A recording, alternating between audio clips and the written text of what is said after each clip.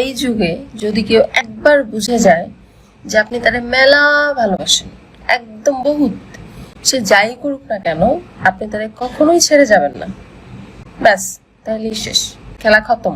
জানার আগে মুসলিম হয়ে থাকলে ভিডিওটিতে একটি লাইক এবং চ্যানেলটি সাবস্ক্রাইব করে রাখুন। সে মেলা ব্যস্ত হয়ে যাবে, তার উপর কত হাজার মানুষ ডেলি ক্রাশ খায়, সে কত বড় দয়া করে আপনার সাথে পড়ে আসতে আপনাকে কড়ায় গন্ডায় বুঝিয়ে দিবে। আর নয়তো এমন ইগনোর করবে যে আপনি অবাক হয়ে ভাবতে বসবেন, যাই হয় এই মানুষটাই না কয়দিন আগে আমার জন্য পাগল ছিল, আমাকে পাগলের মতো ভালোবাসতো। হ, এটাই বাস্তবতা এবং এটা একদম কঠিন সত্যি কথা। পৃথিবীতে সবচেয়ে বড় বড় বড় বড় অনেক সত্যির মধ্যে এটা হচ্ছে অনেক বড় একটা সত্যি।